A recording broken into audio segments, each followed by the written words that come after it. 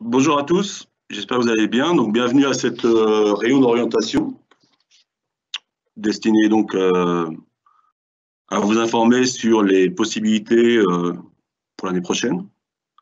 Alors, ce matin, donc, vous allez avoir une présentation à partir de 10h20 de la licence de gestion.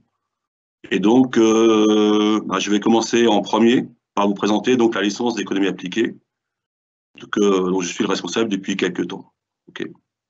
Donc, la licence d'économie appliquée est une formation qui existe depuis très longtemps à Dauphine. Et évidemment, c'est une formation d'économie tout à fait classique, par le fait que ces disciplines, ça ne va pas vous surprendre, sont des disciplines que vous avez déjà pratiquées et qui, en troisième année, vont être le prolongement de ce que vous avez déjà fait. Donc, en L3, économie appliquée, évidemment, on continue à étudier la microéconomie, le comportement des entreprises, des marchés. On continue à étudier la macroéconomie. On continue à étudier les statistiques. Et vous verrez aussi, vous commencerez à aborder ce qu'on appelle l'économétrie, qui est une branche des statistiques qui est spécifique à l'économie. Donc, de ce point de vue-là, la licence d'économie appliquée est une formation assez classique, d'accord, par le cursus académique qu'elle propose. Alors, cette formation, cependant, a été pas mal renouvelée ces dernières années,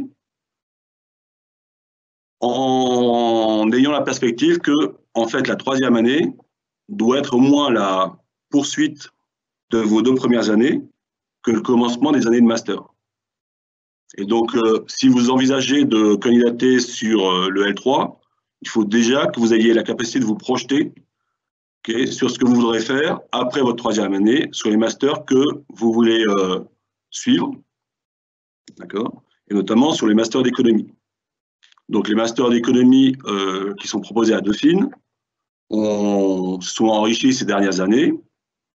Aujourd'hui, vous en avez, sauf erreur de ma part, essentiellement 4, d'accord, qui vous permettent ensuite de poursuivre vos études à Dauphine, après le L3 d'économie. Donc, vous avez le master d'économie sociale et santé, qui est un master très reconnu dans le secteur. Il est adossé à une unité de recherche qui est une unité qui existe depuis quasiment plus de 40 ans et qui est en effet une des meilleures unités de recherche sur la santé et l'économie sociale.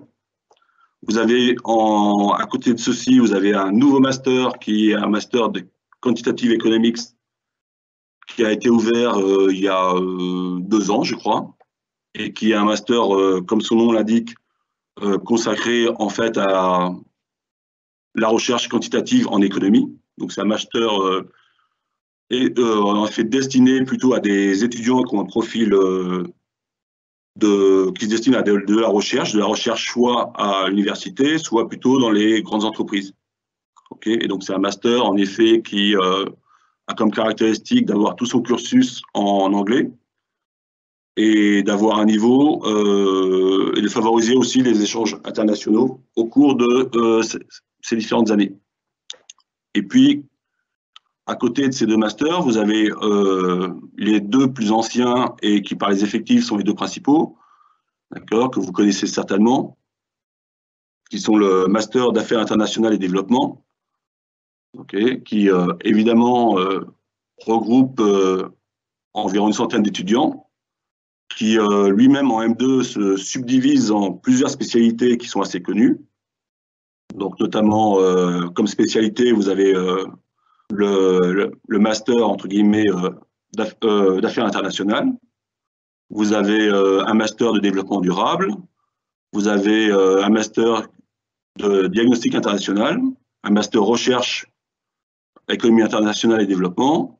Et vous avez une spécialité Peace Studies qui est assez connue en général des étudiants. D'accord. Donc c'est un master qui en effet est dirigé essentiellement vers les problèmes de développement et les problèmes liés à l'économie internationale. C'est un master AID qui en partie est en apprentissage, notamment la spécialité en M2 diagnostic international comprend en partie des étudiants qui sont en apprentissage. Et c'est un master qui, en effet, est largement reconnu dans son domaine, puisqu'il a pas mal de partenariats avec l'OCDE, notamment. Ensuite, vous avez le dernier master qui suit en fait l'année de L3, qui s'appelait Économie, Ingénierie financière, qui aujourd'hui s'appelle Économie et Finance, et qui rassemble encore un nombre assez important d'étudiants, puisqu'en tout, en niveau M2, ça doit faire à peu près 160 étudiants. Donc c'est un master qui comprend plusieurs spécialités, d'accord. Notamment, vous y retrouvez le BFA, le magistère banque finance assurance. Vous y retrouvez une spécialité qui est consacrée au secteur des commodities et au secteur de la finance durable, qui est la spécialité EFC, économie, finance et carbone. Et puis, vous avez la spécialité dont je m'occupe plus particulièrement, qui est économie, ingénierie financière, qui est aussi connue sous le nom de Master 272 et qui est une formation qui est entièrement tournée vers la finance, que ce soit la finance de marché ou la finance d'entreprise, et qui est très largement en apprentissage. Donc ça, ce sont les débouchés auxquels vous pouvez avoir accès après avoir fait votre année de L3 d'économie. D'accord. Et naturellement, c'est votre point d'arrivée, d'une certaine façon, dans Dauphine. Et c'est pour cela que lorsque vous envisagez une orientation sur le L3, il est souhaitable et recommandé, évidemment, déjà de vous projeter sur ces masters pour voir exactement si ce sont les masters pour lesquels vous voulez accéder. D'accord. Et comme nous avons souhaité en fait axer la formation du L3 en fonction de ces masters, évidemment, nous avons été conduits progressivement à remodeler une partie du contenu de la licence. Et donc, à côté des enseignements traditionnels un peu académiques, que je vous ai rappelé, la microéconomie, la macroéconomie, les stats, l'économétrie, nous avons évidemment, en conséquence, introduit pas mal d'enseignements qui ont une très forte dimension appliquée dans les différents parcours qui sont ceux du L3 d'économie. Okay. Donc ces enseignements appliqués, évidemment, ils sont tournés vers les parcours, les masters qui suivent, et donc c'est pour cela qu'au sein du L3, de la licence, vous avez essentiellement pour vous, étudiants venant du L2, vous avez deux parcours qui sont proposés, deux parcours de spécialisation qui sont proposés dès le L3. Ça aussi, c'est une spécificité de la licence d'économie, à la différence du L3 de gestion. D'accord. Ici, dès le début, comme on vous prépare au master, vous devez vous spécialiser en fonction de vos choix à venir de master. Donc, vous serez soit dans un parcours tourné en effet vers l'économie internationale et le développement, en préparation, alors soit de AID évidemment, mais aussi des deux autres parcours académiques, d'accord, donc Quantitative Economics ou Économie sociale et santé, ou alors vous serez dans le parcours EIF, Économie Ingénierie financière, d'accord, qui lui évidemment tourné essentiellement vers le Master Économie et Finance, et vers donc comme domaine, eh bien, la finance, entreprise au marché. Alors, cette volonté d'introduire déjà des enseignements appliqués correspondant au master, ça a conduit aussi à vouloir développer des compétences qui sont rarement trouvées dans des formations de licence, puisque ce que l'on veut, c'est que déjà, dès la troisième année, vous commenciez à avoir en fait trois compétences. Une compétence évidemment académique, celle de tout étudiant d'économie. Une compétence ensuite informatique, d'accord, parce qu'aujourd'hui, on est dans l'âge numérique. Et si vous allez, par exemple, en finance, qui est un peu mon domaine de prédilection, si vous allez aujourd'hui dans les entreprises, si vous allez dans les desks de BNP, de Natixis et autres, de l'ASG, vous verrez qu'évidemment, de même qu'il est nécessaire de savoir écrire, aujourd'hui, il est nécessaire de savoir coder. de manipuler des outils informatiques qui sont assez courants. Donc, le L3, on cherche à vous donner des compétences sur des outils informatiques qui sont ceux du monde professionnel. Et donc, c'est pour cela que dans le L3, comme cela est assez bien connu, dans le L3 économie, par exemple, pour le parcours finance, vous commencez à faire en effet des langages de programmation comme VBA, comme Python. Certains d'entre vous ont déjà commencé à le faire en L1 ou L2, d'accord. Mais en L3, c'est beaucoup plus intense. C'est très vite tourné vers des applications qui sont en effet économiques ou financières. Vous commencez à manipuler, à avoir des initiations à des outils comme les terminaux Bloomberg, d'accord, qui sont les outils aujourd'hui, que ce soit Bloomberg, Reuters ou FactSet ou autres, qui sont les outils que utilisent les professionnels pour évidemment se tenir au courant, récupérer des données, prendre des décisions. Okay. De même en économie internationale, là encore, vous commencez à manipuler dès le premier semestre des outils simples, mais qui vous permettent déjà de faire des études qui sont déjà d'un niveau d'assez bonne qualité. Okay. Donc, ce profilage de la licence vers les masters a introduit en effet, comme vous le voyez, pas mal d'applications, ce qui fait évidemment qu'il y a une sorte de rupture entre vos 2 premières années et la 3e, qui va se révéler beaucoup plus appliquée.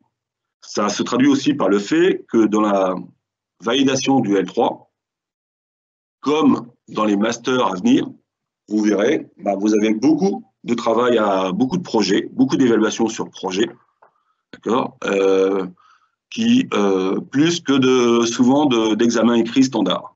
Donc vous aurez des projets qui vont consister à manipuler des données, des vraies données, soit des données économiques, d'accord, l'évolution du PIB, d'inflation de plusieurs pays, soit des données financières, des bilans d'entreprise, des cours boursiers sur les marchés. Vous allez manipuler ces données pour faire des projets que vous ferez en statistique, que vous ferez en économétrie, que vous ferez en gestion de portefeuille, que vous ferez en informatique.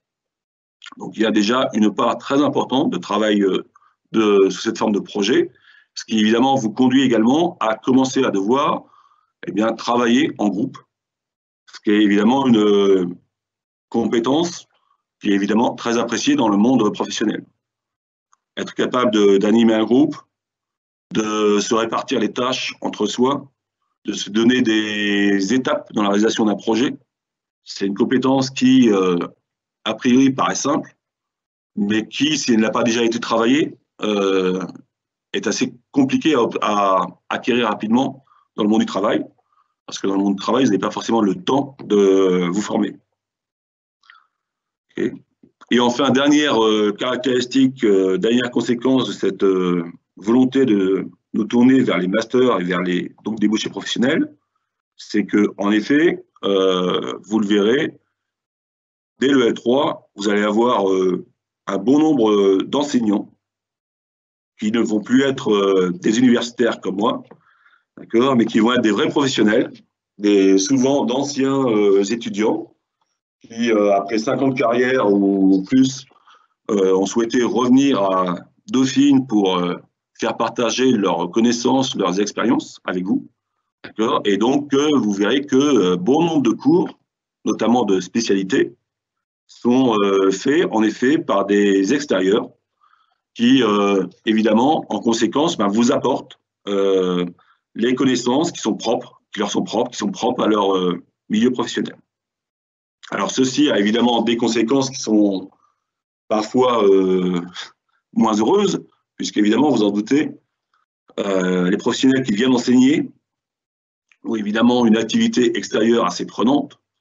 Et donc, une des conséquences auxquelles on doit s'attendre lorsqu'on s'engage dans le L3 économie appliquée, c'est de devoir parfois faire des cours, évidemment en soirée, parce que c'est en soirée souvent que les professionnels peuvent se libérer, la soirée étant le créneau de 17h, 20h30, et parfois même, il faut être prêt à venir faire des cours le samedi. D'accord ? Ça, c'est la contrepartie nécessaire pour vous permettre d'avoir accès à d'autres enseignants que les enseignants universitaires classiques. L'un ne va pas sans l'autre, et malheureusement, il n'y a pas de repas gratuit dans le monde. Donc, on ne peut avoir des interventions d'extérieur que si on a des professionnels. Donc, voilà un des principaux éléments qui va caractériser en fait le L3 d'économie appliquée, si vous souhaitez y accéder. C'est en effet une formation qui, dès le départ, va chercher à vous donner cette triple compétence économique, en termes de manipulation d'outils quantitatifs, outils informatiques et outils d'analyse, et puis une spécialisation professionnelle qui soit sera sur la finance, soit sera sur le domaine international ou développement. Okay. Alors, cette formation, comme je vous l'ai dit, elle débouche sur des masters, et ces masters auxquels vous aurez accès vont vous permettre également d'avoir des activités un peu spécifiques, c'est-à-dire que si vous venez du L3 d'économie appliquée, dès le M1, vous pourrez accéder notamment à des formations en apprentissage. Dès le M1, vous avez notamment en économie et finance un parcours en apprentissage qui est proposé aux étudiants qui viennent pour l'essentiel du L3 d'économie. Et c'est un parcours d'apprentissage où, donc, sur 2 ans, quand vous êtes apprenti en économie dès le M1, vous le restez en M2. C'est la possibilité d'avoir une expérience professionnelle continue sur 2 ans et une expérience professionnelle qui est de très grande qualité. Les étudiants qui sortent d'économie sont en effet très reconnus dans les entreprises de la place de Paris pour justement avoir une capacité à analyser, à mettre en œuvre des projets professionnels, d'accord. Et donc, même si vous êtes un étudiant qui sortez juste de votre licence, ben, vous pourrez accéder à des postes assez rarement donnés, même à des M2. C'est-à-dire que parmi les étudiants qui sont en M1, assez souvent, nous avons eu des étudiants qui étaient sur des postes de financement structuré, de produits structurés, donc soit de finance d'entreprise, soit de finance de marché, assez techniques, où, évidemment, connaissant la formation, ben, les entreprises acceptaient de prendre des étudiants, en effet, de M1, donc assez jeunes, et acceptaient d'investir sur eux pour 2 ans. Donc ça, c'est aussi une des caractéristiques du L3 d'économie appliquée, c'est en vous permettant, durant toute une année, d'investir dans des outils, de vous permettre, dès le M1, d'avoir accès à des expériences professionnelles de grande qualité. C'est aussi la raison pour laquelle, à la différence du L3 gestion, nous n'avons pas mis au niveau de la licence d'apprentissage. On ne peut pas tout faire en même temps. Un étudiant qui est en apprentissage ne peut pas évidemment avoir le même volume de formation qu'un étudiant qui est en formation initiale, qui est donc à l'université tout le temps. Donc, on a préféré, au niveau de la licence, ne pas mettre en place une formation en apprentissage pour vous permettre d'investir plus en termes de temps sur les outils, pour pouvoir ensuite, dès le M1, ben, d'accéder en effet à des postes de qualité. Donc ça, c'est une caractéristique en effet de cette licence, c'est de vous permettre assez rapidement d'avoir une expérience professionnelle de bon niveau, donc soit en M1 en apprentissage, soit après votre année de M1 en césure. Les étudiants qui poursuivent après la licence d'économie, qui vont en césure, font également de très beaux stages durant leur année, des stages sur des secteurs qui, là encore, sont assez prisés. Donc, en finance, par exemple, d'entreprise, vous avez beaucoup d'étudiants qui, en césure, vont faire des stages en private equity, en FUSAC, sur des domaines où, en effet, le nombre d'élus est assez limité. Et puis, de même, en finance de marché, vous avez, en raison de la technicité des étudiants d'économie, pas mal de très belles expériences. Et puis ensuite, une autre spécificité de la formation qu'on vous propose en économie, c'est de vous permettre ensuite, après même votre master à Dauphine, de faire assez facilement des masters spécialisés, qui sont des masters spécialisés dans les écoles d'ingénieurs. Il y a environ tous les ans aujourd'hui, sortant du master 272, vous avez Entre 25 et environ 25 étudiants qui, en effet, choisissent de faire un master spécialisé et qui candidatent sur les masters les plus reconnus, ceux de l'ENSAE, ceux de l'école centrale, d'accord, sur d'autres masters de mathématiques en finance. Et les étudiants sont très bien reconnus. Rarement, ils sont déboutés de leur candidature, d'accord, et ça vous permet évidemment d'avoir une double reconnaissance, celle de Dauphine et celle d'une école d'ingénieur, même si évidemment le fait de me faire un master spécialisé, par exemple à Centrale, ça ne fait pas de vous l'équivalent d'un centralien, on est bien d'accord. Vous n'êtes pas ingénieur, mais vous avez montré votre capacité à faire un master spécialisé dans une école d'ingénieur et qui est évidemment extrêmement reconnue. Donc ça, c'est pour vous donner une idée de la formation auquel vous pouvez avoir accès en venant en économie. C'est une formation intégrée, en fait, sur 3 ans, licence M1, M2. C'est une formation spécialisée dès le début.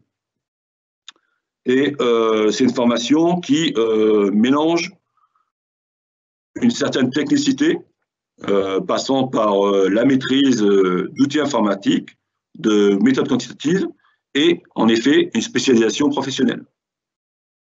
Donc c'est une formation qui fonctionne assez bien, comme vous le savez. Encore une fois, dans les formations en apprentissage que vous avez en économie, que ce soit en affaires internationales et développement ou en économie et finance, les étudiants qui sortent de ce parcours sont très appréciés. Alors, dans cette formation, que vient faire la mobilité internationale? D'accord? Comment s'insère la mobilité internationale dans la formation? Alors d'abord, quand on aborde le problème des expériences internationales que vous pouvez avoir, vous, étudiants dauphinois, il faut que vous ayez à l'idée que vous avez en fait 3 possibilités pour avoir une expérience internationale. 3 et pas une seule. D'accord? Et ces 3 possibilités, c'est évidemment de faire une mobilité au cours de vos études, en allant, comme on va le voir, évidemment, passer un semestre dans une université étrangère, ou, évidemment, vous avez également la possibilité d'avoir des expériences professionnelles que vous pourrez réaliser soit dans le cadre de votre césure, entre le M1 et le M2, soit après votre M2. En France, vous avez beaucoup de dispositifs, qui sont les dispositifs qu'on appelle VIE, qui permettent à des étudiants, après leur M2, d'avoir une expérience professionnelle à l'étranger, qui dure en général 18 mois, 2 ans, et qui est en effet très enrichissante. C'est une expérience où en fait vous candidatez sur des postes dits de VIE, et si vous êtes sélectionné, vous avez le statut, vous avez un statut un peu hybride, un peu encore étudiant, qui était l'ancien statut des coopérants à l'étranger, lorsque le service national existait encore. Et donc ça, ce sont les 3 niveaux que vous pouvez utiliser, vous dauphinois, pour avoir une expérience internationale. Soit la mobilité d'un semestre, soit votre année de césure, où vous pouvez toujours chercher à faire un stage à l'étranger, voire 2 stages à l'étranger, soit ensuite, après vos études de L2, faire un VIE, qui vous permettra en effet d'aller à l'international, sachant que personnellement, dans le cadre du master que je dirige, il y a beaucoup d'étudiants qui en effet ont cette expérience-là en VIE. Il y a beaucoup de VIE qui sont proposés par les grandes entreprises, donc notamment dans mon domaine, BNP, SG propose beaucoup de postes, Natixis en propose pas mal aussi, qui sont des postes à l'étranger, et vous vous retrouvez en effet à Londres, vous vous retrouvez à New York, vous vous retrouvez à Hong Kong, ou dans d'autres grandes villes. Mais en fait, les principales, ça reste quand même largement New York, Londres et Hong Kong. Okay. Et ce sont en effet des expériences extrêmement enrichissantes, parce que un des grands intérêts de faire un séjour à l'étranger, c'est en effet d'acquérir une sorte de passeport professionnel international, et c'est ce que vous permettent vos expériences de ce type, soit césure, soit VIE. Alors, à côté de ça, vous avez la possibilité de faire, en effet, en L3, une expérience de mobilité à l'étranger dans le cadre d'un séjour d'un semestre dans certaines universités. Alors, en économie, ces expériences de mobilité, elles sont assez contraintes selon votre parcours. D'accord. Dans le cadre du parcours EID auquel vous pourrez accéder, vous pouvez faire en effet un semestre à l'étranger, que ce soit au premier semestre ou au deuxième semestre. D'accord. Vous pouvez également faire, c'est aussi admis de faire une année, d'accord, mais ce n'est pas forcément conseillé de faire toute une année à l'étranger pour des raisons de poursuite de vos études à Dauphine. On va y revenir dessus. Dans le cadre du parcours EIF, donc du parcours en finance, les possibilités de faire des mobilités à l'étranger sont plus restreintes pour une raison qui est que la finalité de ce parcours, c'est de vous permettre d'acquérir des compétences techniques, d'accord, sur des outils professionnels, et il s'avère qu'il est assez difficile, voire même quasiment impossible, d'obtenir les enseignements nécessaires pour avoir ces compétences à l'étranger. Dans la plupart des universités où on vous envoie, les cursus qui vous sont proposés, c'est des cursus qui sont assez académiques, assez dans la lignée des premières années. Donc, les formations qui vous sont proposées, c'est en général des formations, en effet, universitaires, avec très peu d'aperçus professionnels. Donc, c'est pour cela qu'en EIF, on vous propose simplement deux formes de mobilité. Une qui est au premier semestre, donc vous pouvez aller faire une mobilité classique de type Erasmus au premier semestre, d'accord. Au deuxième semestre, il n'y a pas de mobilité classique qui est proposée, pour la raison que c'est justement au deuxième semestre que pour une bonne part des enseignements sur les outils techniques ont lieu. Donc, on a fait le choix de la compétence, d'accord. Le seul parcours qui est proposé au deuxième semestre, c'est le semestre délocalisé qui a lieu à New York. Alors, il avait lieu à New York, il a lieu à New York toujours à New York University, l'université de la ville de New York.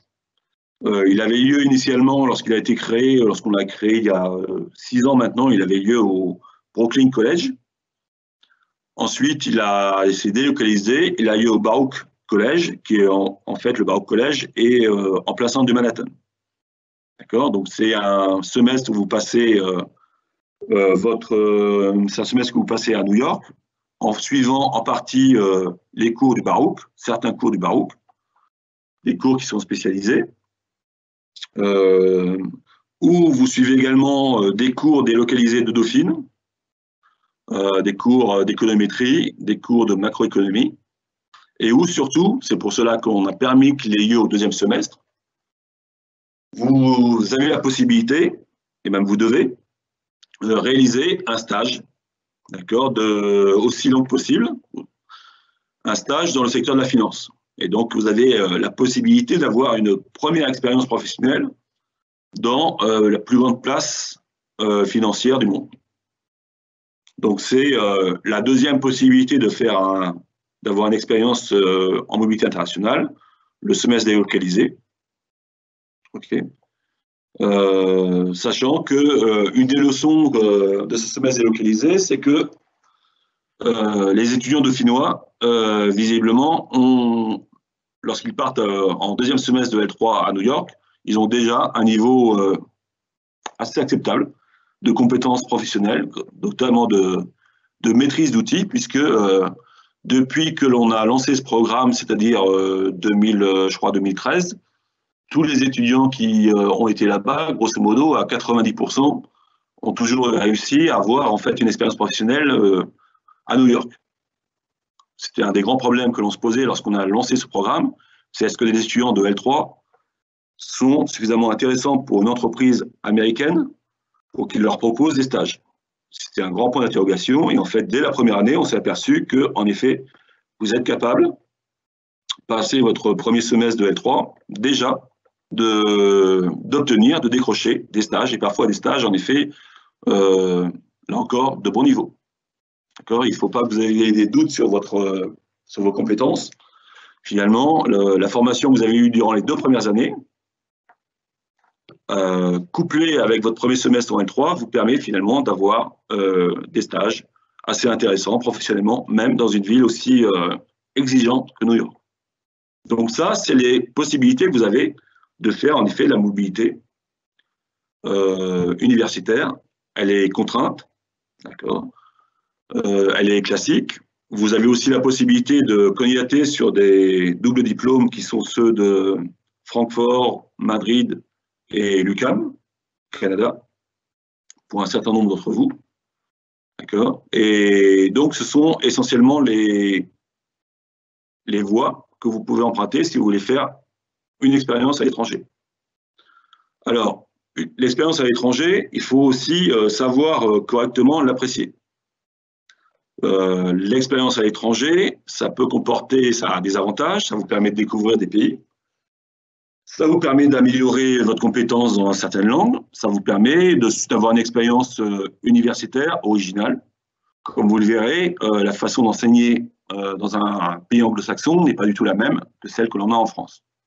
Chacune a des avantages, chacune a des inconvénients.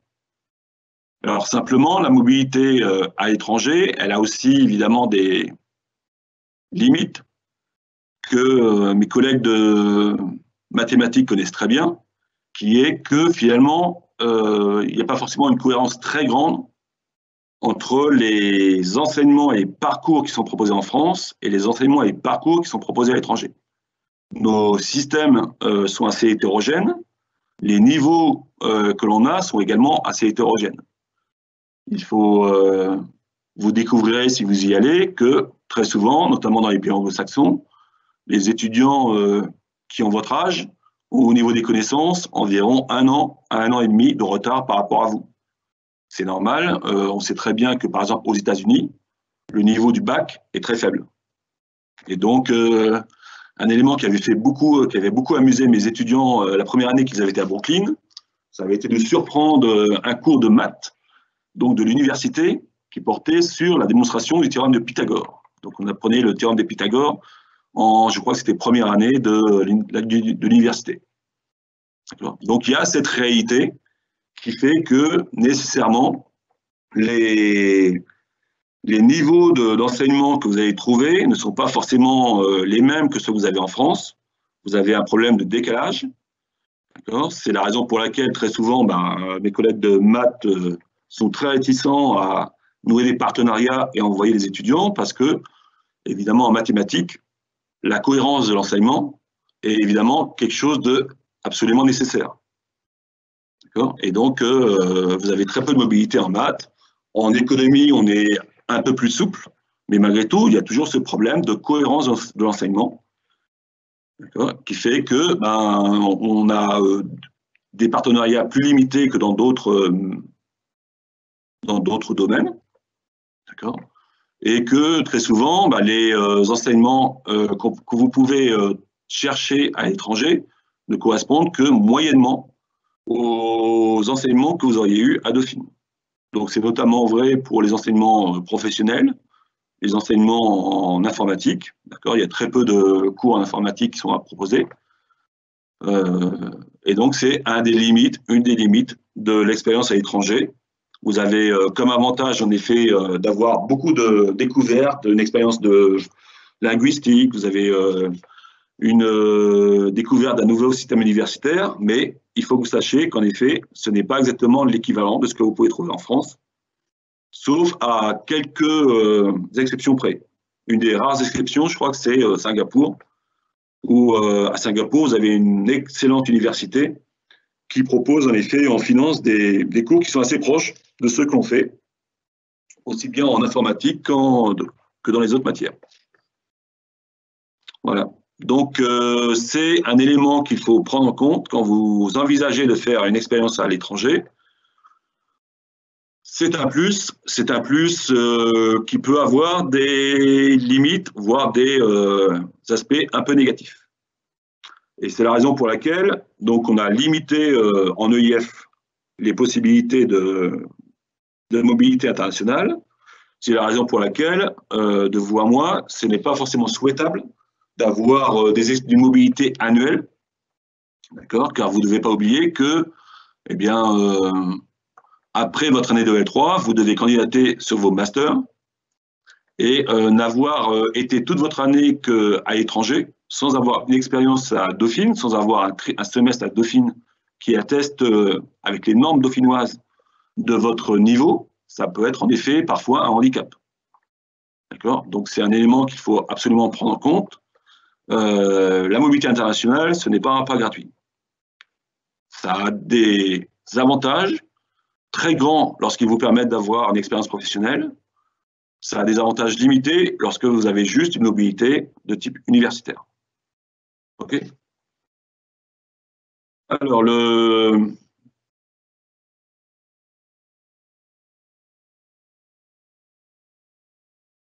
L3 d'économie, d'accord, vous permet d'avoir ces expériences sur lesquelles vous pourrez candidater.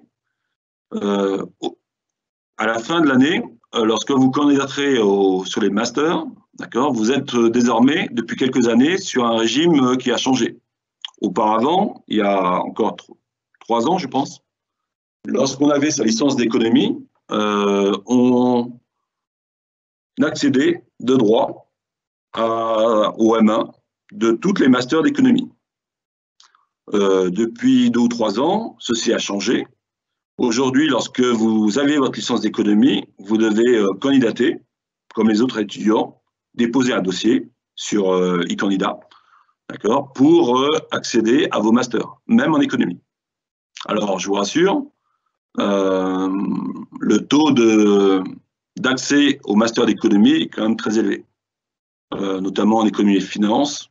On considère que, sauf si vraiment on avait une contrainte de place très forte, mais ça n'arrive, pour l'instant, ça n'est pas arrivé.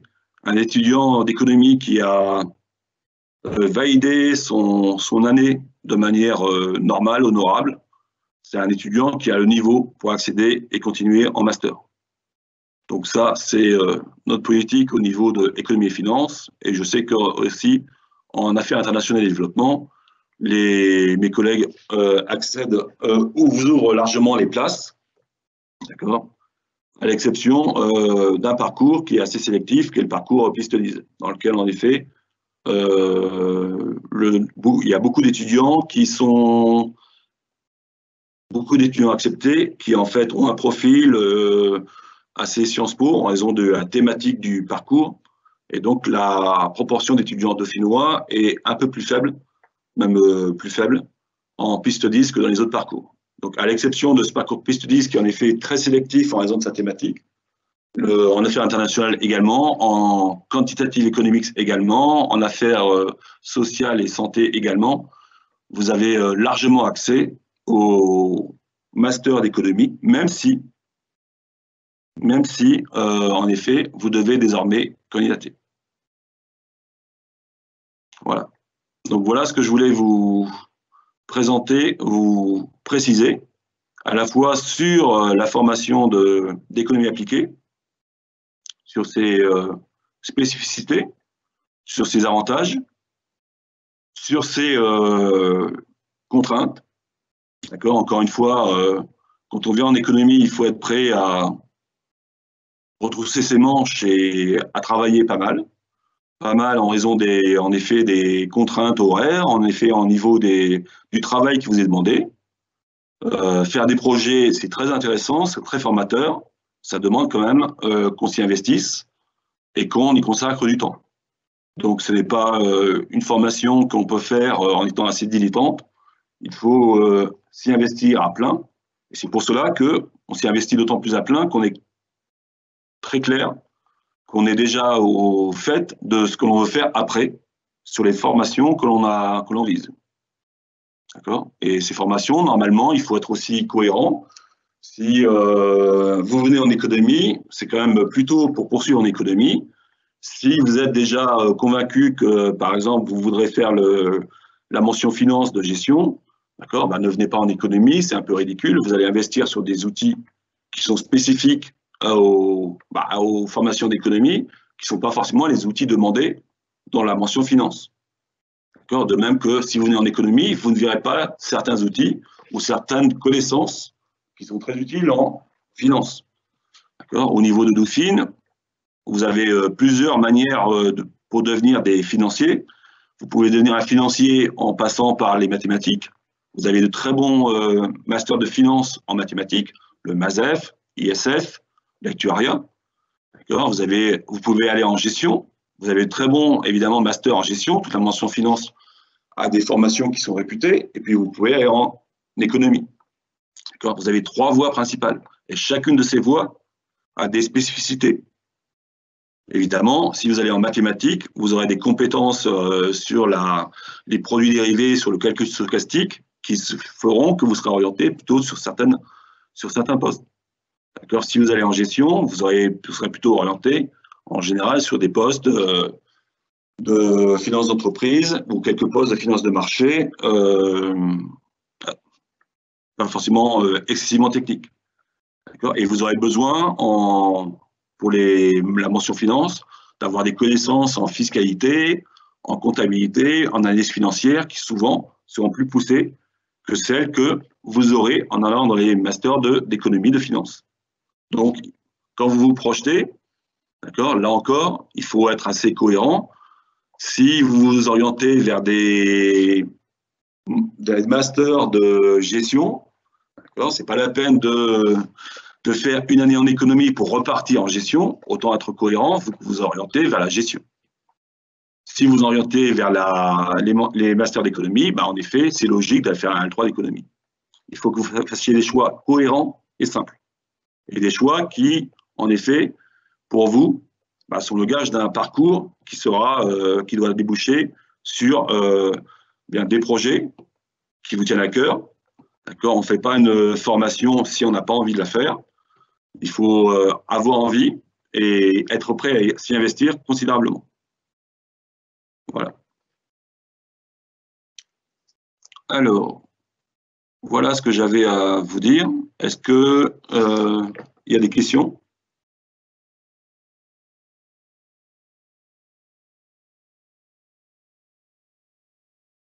Alors, je ne vois pas trop ce qui vient.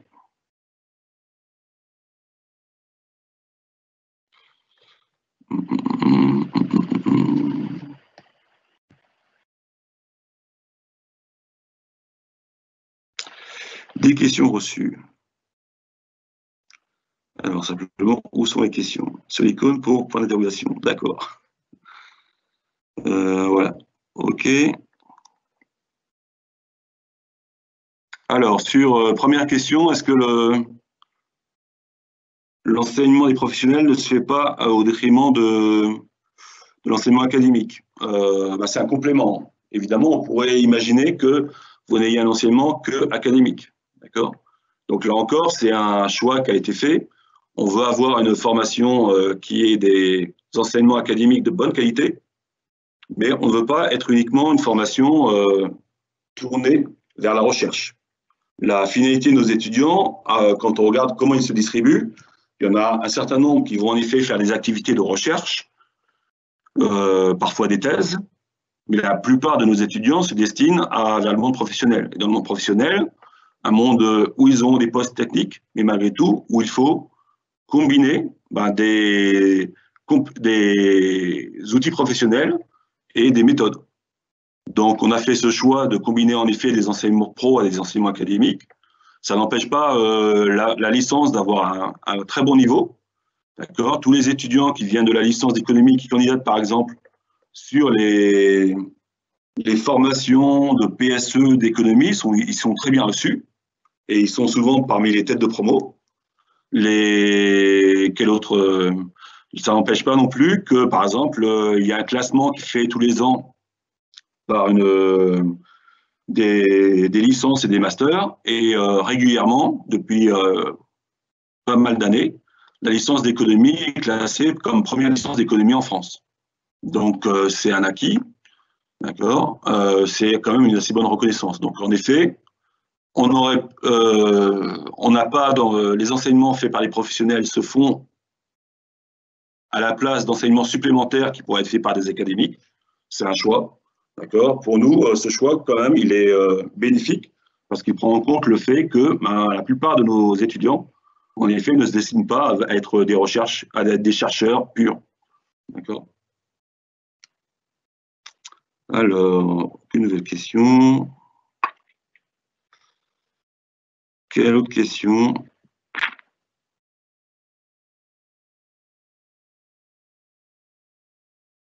Alors, comment ça se fait que je ne vais pas apparaître vos questions?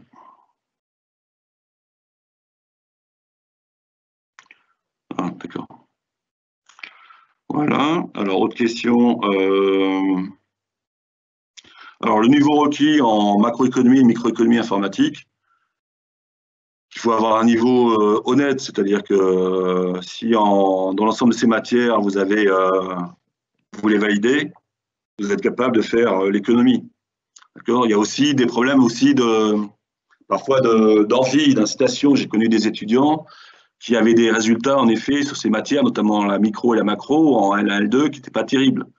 Et puis, ils arrivaient en L3, et le contenu même de ces matières change et devient un peu plus, parfois, parlant à certains. Et donc, d'un seul coup, on observait qu'un étudiant qui avait 8 ou 9 en micro, d'un seul coup, il avait 12 ou 13, quoi. Donc, ça dépend, il faut avoir un niveau convenable.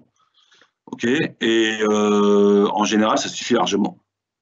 En informatique, là encore, vous n'êtes pas, dès lors que vous n'avez pas peur de vous confronter à la machine, dès lors que vous aimez bien, comment dire, coder, construire des programmes et que vous validez honnêtement vos matières, d'accord, vous êtes autour de la, ça suffit. Alors, aller un an à l'UQAM dans la section. Alors, quand vous allez un an en double diplôme, en effet, vous ne pouvez pas là encore avoir le beurre et l'argent du beurre. Vous avez l'avantage d'être un an à l'UQAM, donc au Canada, ce qui est très bien. Vous avez un inconvénient qui est qu'en effet, les comités de sélection des masters n'ont pas, lorsqu'ils évaluent votre dossier, exactement les mêmes les éléments d'information qui leur permettent d'évaluer exactement votre niveau. Les commissions de sélection des masters sont des commissions remplies d'enseignants dauphinois qui connaissent très bien Dauphine, qui ne connaissent pas forcément ce qui se passe à l'étranger. Donc, nécessairement, quand vous passez un an à l'étranger, vous pouvez en effet manquer d'un point de référence. C'est pour cela que, personnellement, je trouve que faire un semestre à l'étranger et un semestre à Dauphine, c'est préférable. C'est mon opinion, hein, c'est uniquement mon opinion. Mais ça permet au moins, lorsque vous envisagez de candidater ensuite à Dauphine en master, que vos évaluateurs aient à leur disposition des éléments qui, en effet, des éléments qui leur sont familiers. Donc, c'est uniquement mon opinion. Évidemment, si vous êtes, par exemple, si vous êtes un très bon étudiant, vous avez un niveau en L2 qui est déjà excellent, a priori, le fait d'aller à l'étranger, ça va faire baisser un peu votre, comment on dirait, votre rating, votre score dans les comités de sélection, mais ça ne vous empêchera pas de faire carrière à Dauphine en master. C'est juste le fait qu'il faut être réaliste. Lorsque vous allez déposer des dossiers de candidature, votre dossier de candidature, il peut être plus ou moins facile à évaluer. Si vous avez un semestre à Dauphine, c'est facile. Si vous avez uniquement une année entière à l'étranger, il faut que votre évaluateur il connaisse très bien l'université pour se faire une idée, pour être capable de se faire une idée. Et ça n'arrive pas forcément. Voilà. Alors, j'ai un résistant là qui veut absolument faire L3 à UIF et ensuite Master Finance, mention Finance. Donc oui, même si vous ne suivez pas mes recommandations, vous venez en UIF, vous pouvez candidater sur la mention Finance. D'accord. Personnellement, je trouve ça regrettable de faire ce détour, mais vous pouvez le faire. Et en effet, la seule différence, c'est que vous devez valider des équivalences. D'accord. Donc, vous avez des cours à valider en L3 UF, forcément, pour être admissible, qui changent d'une année sur l'autre. Alors, parfois, c'était les cours d'analyse financière, parfois les cours de produits et marchés financiers. Donc, la commission d'admission en mention finance regarde vos notes. et vous exige, je crois, que vous ayez au moins 10. Et vous avez aussi, parfois, selon votre parcours, vous devez valider un examen supplémentaire dans une certaine matière. Donc, c'est possible, mais il y a cet élément-là à prendre en compte, d'accord, qui, là encore, c'est à vous de le gérer, c'est pas à nous. Donc, si vous allez à l'étranger, par exemple, et que vous voulez rentrer dans la mention finance, c'est à vous de vous débrouiller pour avoir les prérequis et donc à vous débrouiller pour les fameux passages d'examen. Nous, ça ne nous regarde pas au niveau de la licence. Alors, pour faire le master éco-social et santé, faut-il faire EID, EID ou EF? Je pense qu'il faut faire EID plutôt, parce que dans EID, vous avez notamment des cours qui sont faits sur l'économie, ce qu'on appelle la microéconométrie, qui est une méthode d'analyse des données qui est très utile, très utilisée en économie de la santé, en économie sociale, en même temps en économie du développement. Alors qu'en finance, bah, quand on analyse les entreprises et les marchés, on utilise moins ces outils-là. Donc, vous pouvez faire UIF pour candidater en économie et santé. Vous serez également, je pense, admis. Il n'y aura pas de problème. D'accord. Mais en effet, du point de vue du bagage des compétences, c'est plus en effet le parcours EID qui est recommandé. Voilà. Alors ensuite, bon, vous pouvez également, si vous n'êtes pas totalement sûr de vouloir faire ensuite économie et santé, vous pouvez très bien vous dire que vous gardez un plus large ensemble d'options en allant en EIF pour ensuite candidater en effet sur économie et santé. En général, vous avez un peu plus de choix ouverts lorsque vous venez en EIF qu'en EID, d'accord, pour une raison simplement qui est que eh bien, EIF, vous avez une spécialisation professionnelle qui n'existe pas en EID, et donc vous avez cet élément-là en plus. Alors, le rejoindre le deuxième année de magistère de BFA après une L3. Vous pouvez candidater, oui, il y a des. Vous pouvez. L'essentiel du recrutement de BFA a lieu en effet après la deuxième année. Mais vous avez des recrutements rares, mais réguliers, qui ont lieu en effet en deuxième année de BFA. Donc, dans ce cas-là, quand vous êtes en L3 à UIF, vous pouvez candidater. Mais encore une fois, ce sont des recrutements assez rares. Il ne faut pas envisager, je crois que c'est de l'ordre de 3 ou 4 étudiants, je pense, qui accèdent en BFA deuxième année. L'essentiel du recrutement, il est fait dès la fin du L2. OK. Alors, les candidatures en master, elles se font selon un calendrier qui, en général, est entre fin janvier et mars, je crois. Vous devez candidater entre, en effet, fin janvier, je pense, et début mars. Et ensuite, vous avez une fois que vous avez candidaté, vous avez les commissions qui se réunissent en mars, début avril, qui donnent leurs avis.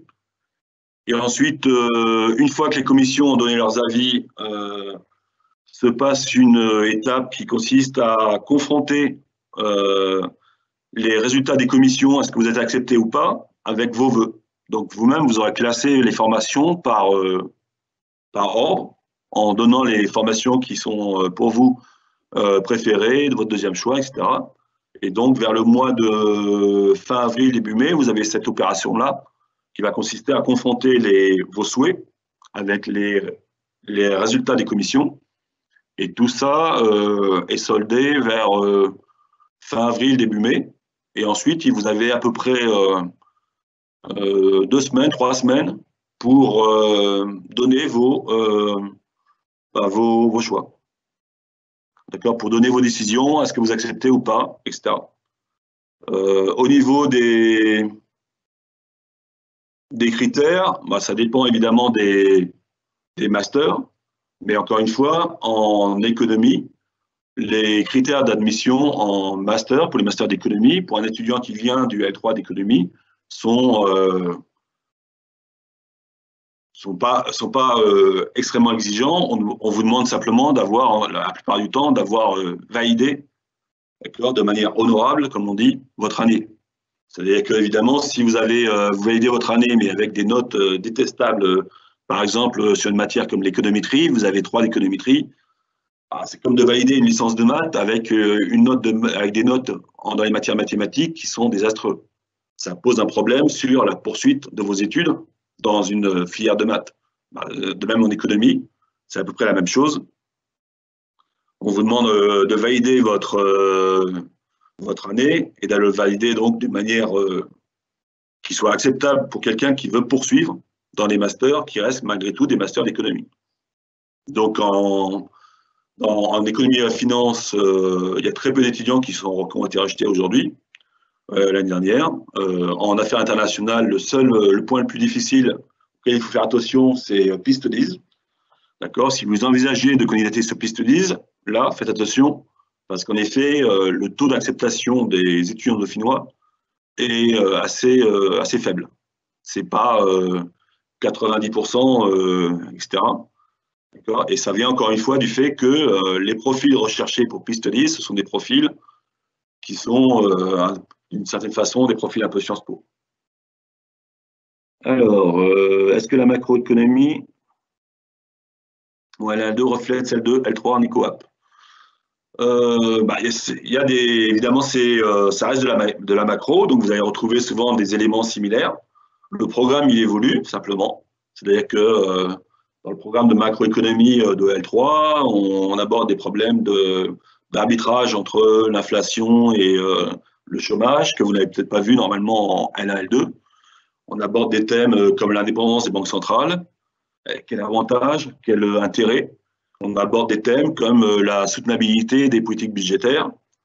D'accord. Donc des thèmes que là encore, vous n'avez pas vu forcément en L1, L2, où en fait les modèles sont des modèles plutôt de court terme. D'accord.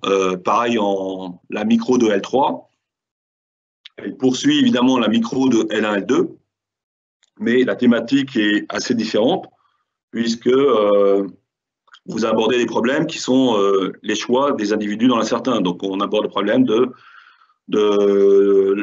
l'assurance, ça sert à quoi l'assurance, comment ça fonctionne.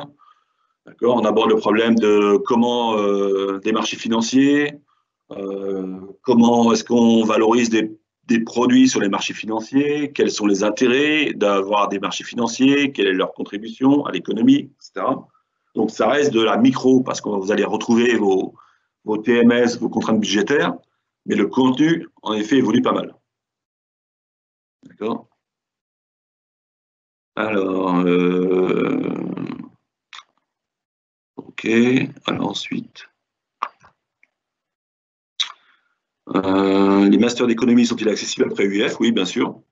D'accord. Quand vous avez fait le parcours UF, en fait, vous pouvez candidater sur l'ensemble des masters, y compris EID, y compris économie sociale et santé.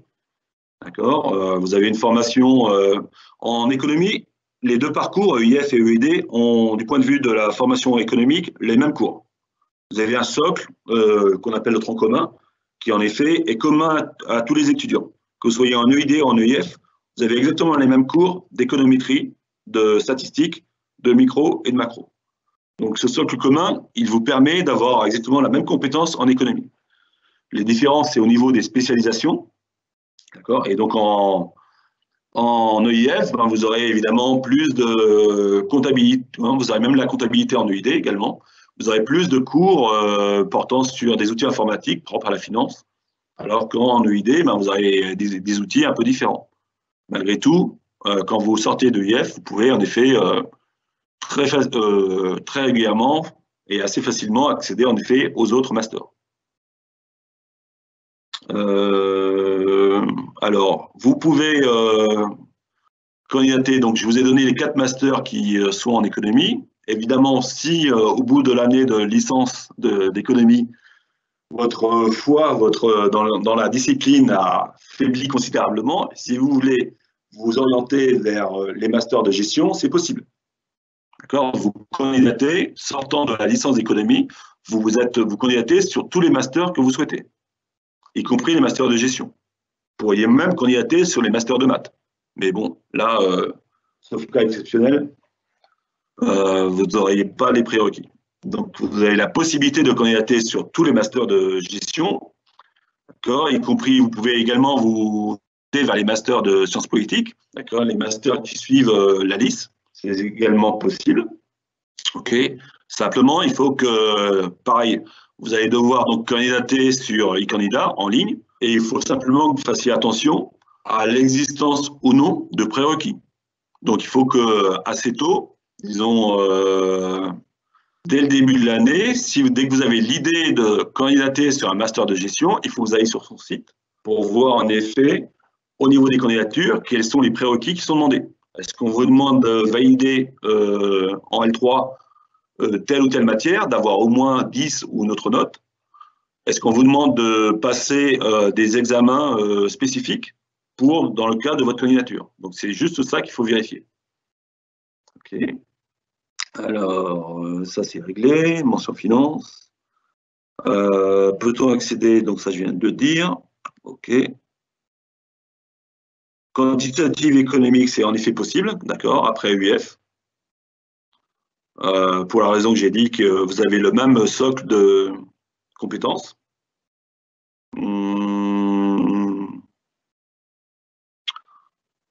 Alors, l'informatique est enseignée, il y a de l'informatique, d'accord, qui est enseignée dans chaque parcours de IF. Alors, ce n'est pas, à proprement parler, des cours d'informatique au sens où ce ne sont pas des enseignants d'informatique qui vont venir vous faire des cours d'algorithmie, etc. En l'occurrence, ce sont plus des cours d'application d'outils informatiques, soit à la finance, soit à l'économie internationale. Votre enseignant, il peut être en effet un pur informaticien qui va, passionné par l'algorithmie, vous faire uniquement des cours sur l'algorithmie, etc. Ou ça peut être en effet quelqu'un qui a une très bonne compétence en informatique sur un outil spécifique, mais qui est par ailleurs un spécialiste de finance, un spécialiste d'économie internationale. Et donc, au niveau du L3, les cours d'informatique qui ont lieu sont des cours d'informatique qui sont faits par, non pas des informaticiens, mais des économistes, et qui sont des spécialistes, donc soit de finance, soit d'économie internationale. Et donc, à chaque fois, le titre du cours, c'est en général plus un titre du genre application informatique, en VBA, en R, etc., pour la finance, pour l'économie internationale. D'accord? Le thème, l'outil est utilisé essentiellement sur un domaine qui est propre à la spécialité. Donc, de ce point de vue-là, au niveau du contenu des cours d'informatique, c'est assez différent de ce que vous avez vu en L1-L2. D'accord? En L1-L2, vous avez essentiellement des enseignants qui étaient avant tout des informaticiens. En L3, les cours qui sont d'informatique sont essentiellement faits par des économistes spécialistes ou des professionnels. D'accord? Et donc, ils ont une très bonne compétence en informatique. Okay, mais ce ne sont pas des informaticiens et leur souci, c'est avant tout d'utiliser un outil pour faire des applications concrètes sur tel ou tel domaine. Alors, voilà. Alors, ensuite, y a-t-il une resélection après la première année de master?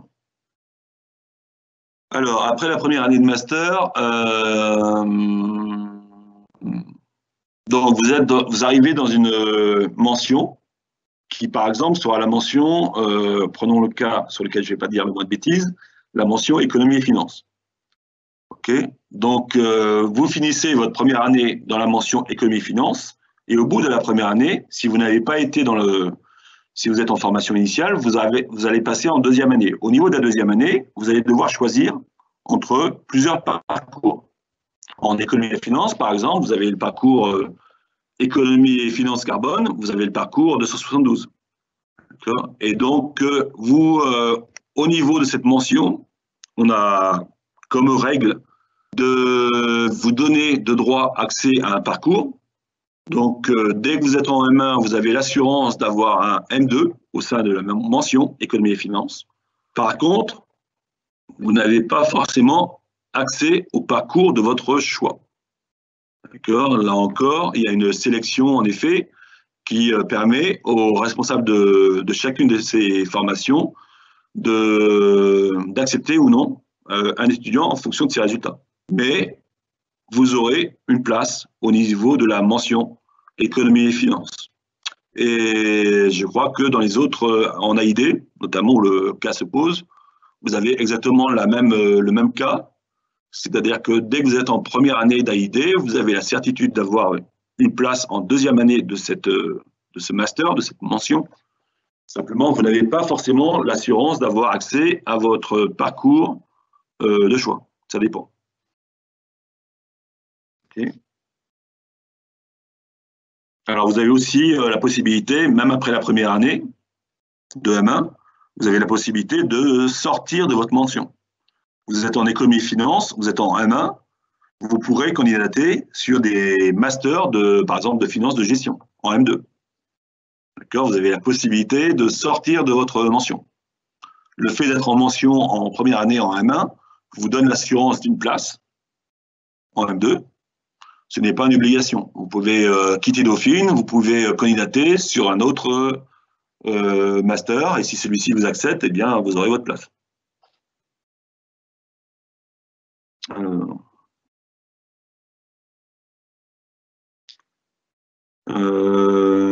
Peut-on accéder au master 1 Affaires internationales sans avoir fait la licence d'économie? Oui. Vous pouvez accéder à Affaires internationales, d'accord, sans avoir fait la licence d'économie, simplement depuis quelques années.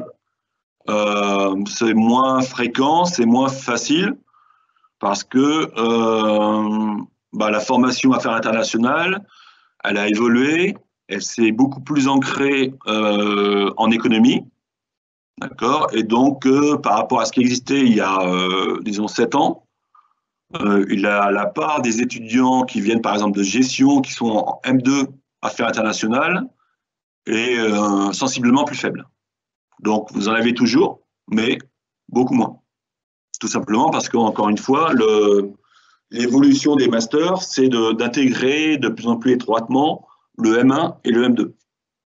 Et donc le Affaires internationales donne beaucoup plus les compétences économiques, et donc est beaucoup plus soucieux de recruter des étudiants qui ont certains prérequis. Alors, l'informatique a-t-elle une place importante? Si on a des difficultés, faut-il venir? L'informatique a une place importante, forcément, dans le monde d'aujourd'hui. D'accord, même si vous êtes, si vous envisagez de faire une carrière dans, je sais pas, en finance d'entreprise, qui est le moins, entre guillemets, le moins technique, aujourd'hui, savoir utiliser les outils informatiques, c'est nécessaire. C'est comme savoir écrire. Alors évidemment, on sait plus ou moins bien écrire. Et de même, on sait plus ou moins bien coder. Mais avoir une compétence, ça sera toujours un plus, et ça va le devenir de plus en plus. Vous allez vous engager pour une carrière professionnelle qui va durer 45 ans, avec l'allongement de l'âge de retraite. 45 ans, voire plus. D'accord ? Vous voyez à quelle vitesse vont les évolutions technologiques aujourd'hui. On a connu des évolutions, rien que si on regarde les dernières 5 années, qui ont été très rapides. Et elles vont sans cesse, sans doute, également évoluer. Et donc, même si initialement, aujourd'hui, vous n'aimez pas beaucoup l'informatique, d'abord, il faut essayer de passer cette difficulté, d'accord, parce que vous devez vous convaincre que, en effet, avoir une certaine compétence en informatique, c'est quand même nécessaire pour aujourd'hui et pour dans 10 ans, dans 15 ans, lorsque vous aurez besoin de vous changer de métier ou de vous reformer. Donc, c'est important. D'accord. Alors, l'informatique est importante. En économie, elle l'est aussi parce que, naturellement, je vous ai dit, c'est un enseignement appliqué. On va être conduit à manipuler des données. Et même si vous prenez le parcours économie internationale, vous allez manipuler des données sur comment fonctionnent vos économies, et donc vous allez utiliser certains outils informatiques. Alors, ça ne fera pas de vous n'avez pas besoin d'être un geek. Vous n'avez pas besoin d'aimer l'informatique et de faire de l'informatique dès votre réveil jusqu'à votre sommeil, toute la journée. C'est pas ça qui va se passer. Vous ferez autre chose que de l'informatique, bien d'autres choses. Mais en effet, c'est important et c'est surtout un bon levier pour entrer dans les entreprises. De par le monde, vous imaginez pas le nombre d'étudiants qui ont trouvé des stages, des premiers jobs, uniquement parce qu'ils savent modestement faire 2 ou 3 lignes de code en VBA, par exemple. La première année qu'on avait lancé le parcours Brooklyn, les étudiants, parmi les étudiants qui avaient trouvé des stages, il y en avait à peu près 7 sur 10, d'accord? Eh bien, il y en avait un qui avait trouvé chez Mazars en gestion de projet. Donc, vous vous dites gestion de projet, on est loin de l'informatique. Ben non, pas du tout. Parce que cet étudiant-là, il avait trouvé ça simplement parce qu'il savait taper un peu de VBA. Et qu'à Mazars, ils avaient pas mal de données de fichiers Excel à mettre en forme. Et donc, en fait, le deal qu'ils avaient donné avec cet étudiant était très simple. L'étudiant utilisait ses compétences VBA pour les aider à mettre un peu d'ordre dans leurs fichiers, dans leurs données. Et en contrepartie, l'équipe de Mazars, qui est une excellente équipe à New York, eh bien, au contraire, s'engageait à le former à la gestion de projet. Et donc ça, vous le retrouverez partout. Vous imaginez pas le nombre de grandes sociétés qui, lorsque vous rentrez dedans, ont partout un besoin d'étudiants, de stagiaires qui ont en effet une petite compétence en informatique. Pas des informaticiens purs, pas des génies de l'informatique, etc. Et pas non plus des gens qui codent en C++ ou sur des Java ou autre chose, des outils très simples. VBA, c'est simple. Mais c'est très demandé. Et pour un jeune, pour un junior, pour quelqu'un qui cherche un stage, un CDD, etc., c'est une très très bonne voie d'entrée. Alors, est-il possible d'accéder à des masters AID même après la L3 de gestion? Donc oui, mais ça devient difficile. Pouvons-nous accéder à la L3 économie appliquée, parcours économie internationale et développement en venant de L2 mathématiques économie? Oui. Même si vous avez fait vous venez de Mido, vous avez fait des cours en économie qui sont très bien dès votre première année. Donc vous pouvez accéder en effet à UID, d'accord. Au niveau pour les étudiants qui viennent de Mido, vous devez candidater donc sur e-candidat, d'accord. Vous n'avez pas droit à accéder de plein droit comme les étudiants qui viennent d'éco-gestion au L3.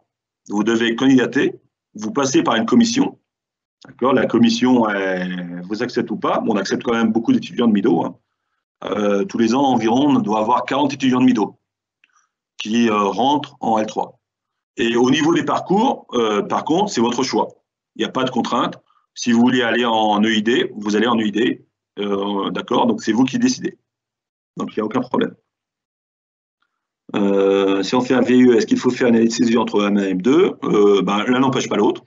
D'accord? Je vous ai parlé du VIE après le M2. Mais ça ne vous empêche pas, en effet, de faire une année de césure entre le M1 et le M2, y compris à l'étranger. Plus vous en faites, mieux ça vaut.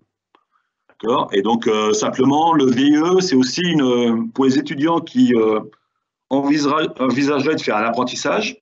Vous savez que l'apprentissage, en fait, je vous ai dit, il a lieu pour beaucoup du M1 au M2. Et donc, quand vous êtes apprenti dès le M1, vous ne pouvez pas faire de césure. Vous devenez apprenti en M1, vous êtes en fait salarié de l'entreprise pour 2 ans, avec tous les avantages, les vacances, les primes, la rémunération. Vous ne payez même pas vos droits d'inscription à Dauphine, c'est l'entreprise qui vous les paie. Okay, donc il y a pas mal d'avantages. Vous allez avoir 2 ans d'expérience qui, sur le marché du travail, est vraiment actuellement, évidemment, très intéressant. Mais vous ne pouvez pas, évidemment, interrompre votre apprentissage, votre contrat de travail, pour aller faire une expérience à l'étranger.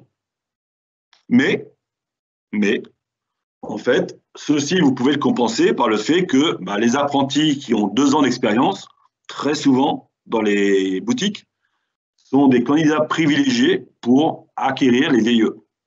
La plupart des étudiants que j'ai eus qui ont été en VIE, c'est des apprentis qui l'ont fait soit sur 2 ans, soit sur 1 an.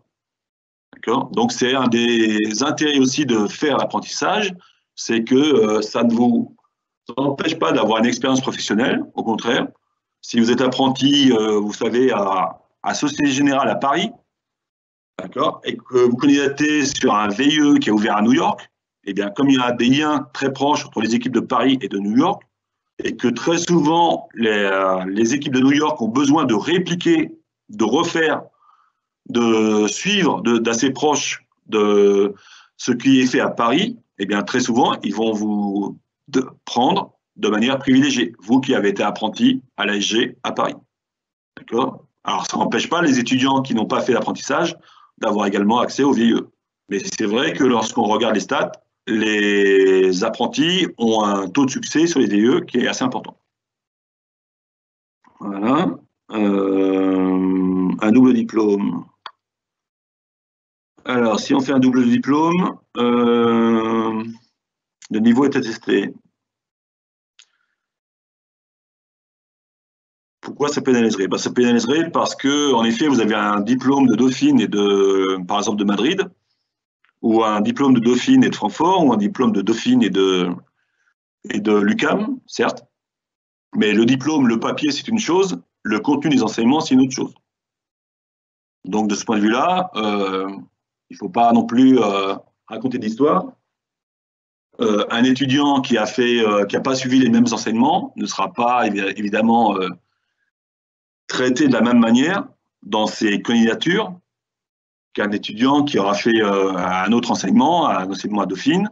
Et de même, si vous candidatez sur des stages, d'accord, si vous avez fait un cursus à l'UQAM, vous n'avez pas fait exactement les mêmes enseignements, vous n'avez pas acquis les mêmes compétences professionnelles, vous ne pourrez pas non plus prétendre à être traité de la même manière qu'un étudiant qui aura vu à Dauphine, je ne sais pas, moi, initiation Bloomberg, plus des VBA, plus autre chose.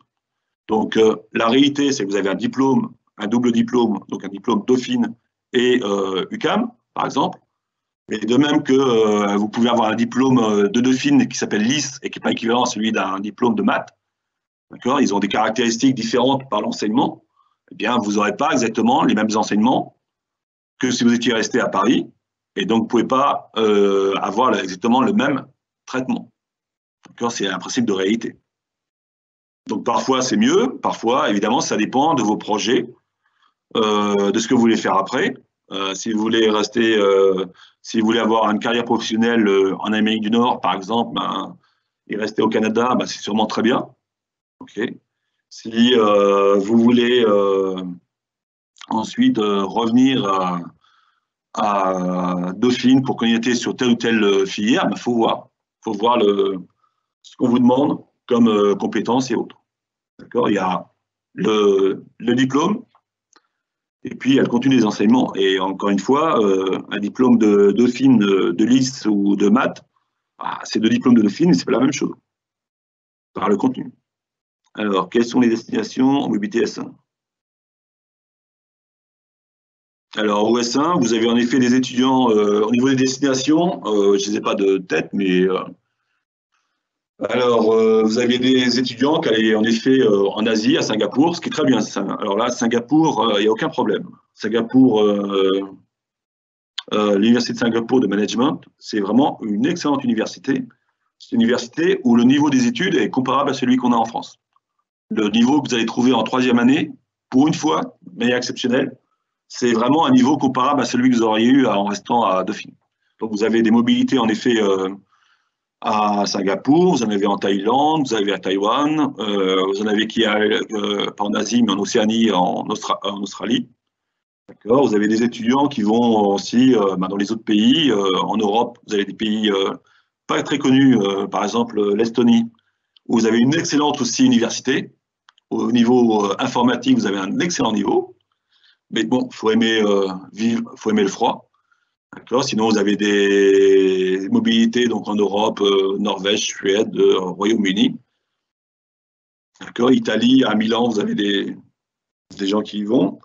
Espagne, évidemment. Et en Amérique, vous avez l'Amérique du Nord et l'Amérique évidemment du Sud. Attention, pour les mobilités en Amérique du Sud, faites attention d'avoir un bon niveau en langue. On a eu parfois des étudiants qui sont partis en Argentine, notamment, et qui, une fois arrivés en Argentine, ont dû suivre des cours dans la langue locale, d'accord? Et le problème, c'est que d'abord, vous avez une différence assez sensible entre le castillan, d'accord, qu'on parle en Espagne, et puis l'espagnol qu'on parle en Argentine. Et d'autre part, les étudiants, en fait, partaient avec un niveau, même en castillan, qui n'est pas forcément excellent. Et donc, dans ce cas-là, malheureusement, la mobilité, elle peut se passer assez mal. Donc, pour l'Amérique latine, faites attention au niveau que vous avez en espagnol. Il faut quand même avoir un bon niveau pour pouvoir suivre des cours. D'accord, quand vous arriverez là-bas, les universités d'accueil ne vont pas forcément vous dérouler le tapis. Et donc, si vous êtes affecté à un cours d'économétrie en espagnol, en langue locale, bah, malheureusement, si vous n'avez pas un bon niveau, ça peut être très dur. Ça a été très dur, en l'occurrence. Alors, quels sont les… Voilà. Peut-on accéder au master politique public après une licence EID? Oui, oui. Oui. D'accord. Si vous voulez vous orienter vers les masters de sciences politiques, en effet, c'est tout à fait possible, notamment après une licence EID, c'est très bien. D'accord. Vous faites beaucoup de cours qui sont utiles pour les masters de sciences politiques, donc les masters également d'affaires publiques. Donc, en effet, vous pouvez vous orienter sans problème vers ces formations-là. Est-ce que dans les entreprises, marché, ou est-ce que c'est vraiment très tourné vers l'international? Alors, vous pouvez, après une L3 EID, vous pouvez évidemment travailler dans les entreprises et marchés. D'accord. Simplement, la part de l'enseignement académique en EID est sans doute plus important que ce que vous avez en EIF, à cause de la matière et à cause du fait aussi que la matière de EIF, c'est la finance, et la finance elle-même, elle a été très imbriquée au niveau de ses pratiques avec les enseignements académiques. D'accord. Donc, vous avez en EID, vous n'avez pas exactement des enseignements professionnels aussi intenses que ceux que vous avez en EIF, mais malgré tout, la plupart des étudiants qui sortent de L3 EID, évidemment, ils ont des débouchés professionnels. Quand vous regardez ce que font les étudiants du master Affaires internationales et développement, il n'y en a que très peu qui vont faire, comme on dit, la recherche dans les institutions internationales ou dans les entreprises. La plupart vont trouver des jobs dans le secteur privé qui ne sont pas spécifiquement des postes de recherche. Alors, est-ce que y a-t-il des modèles? Non, ça. Ok. Alors, l'enseignement de la licence, ça on l'a vu. Donc, mention finance, on en a parlé. Ok.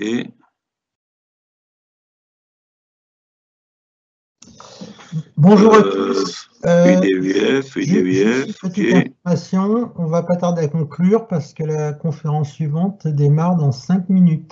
Ouais, bah, de toute façon, j'ai quasiment fait toutes les questions là.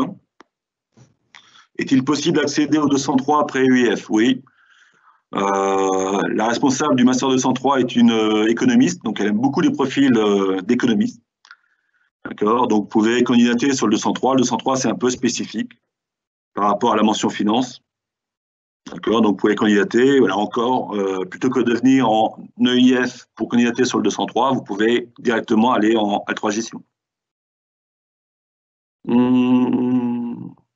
Voilà. Bon, bah, c'est à peu près toutes les questions. Je pense que j'ai pas, pour l'essentiel, j'ai répondu à l'ensemble des questions.